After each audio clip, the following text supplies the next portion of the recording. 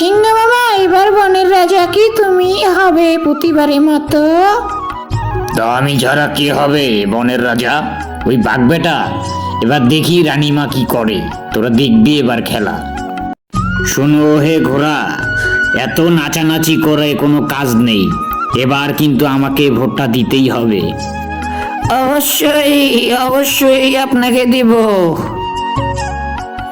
বাঘ মামার সাথে তো তোমার ভালোই বন্ধুত্ব।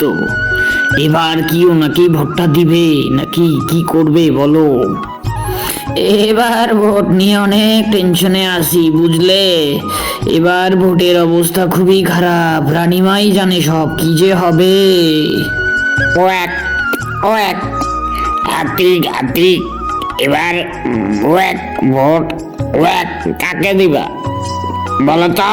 এবার ভোট কাকে দিবা?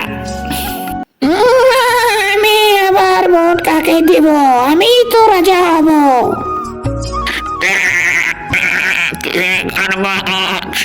এবার ভোট কাকে দিবে বলো তো? কাকে ভোট দিবে? আমি বাঘ মামাকেই ভোট দিব। বাঘ মামাই আমার ভালো, এর আগে আমার প্রাণ বাঁচিয়েছে। কিরে ইঁদুর, শুনলাম আবার বনের রাজা পরিবর্তন হচ্ছে।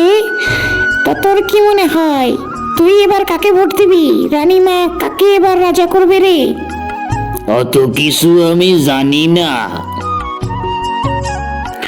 চলো, বনের ভিতরে অনেক কথাবার্তা হচ্ছে, এদিকে গ্রামে এসে ছেলেপুলেদের না দাবড়িয়ে চলো বনে যাই।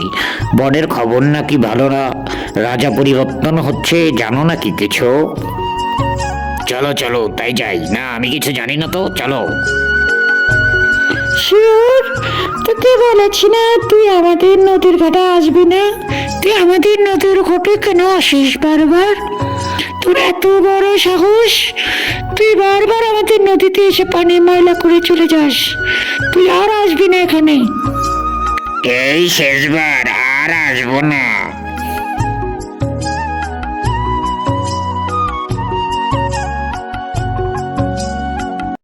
কি হে, এবার বনে সবার খবর কি? আমি কিন্তু অহংকার মুক্ত রাজা এবার তৈরি করব বুঝলে। তুমি একটু ঘুরে ফিরে দেখো সবার কি অবস্থা।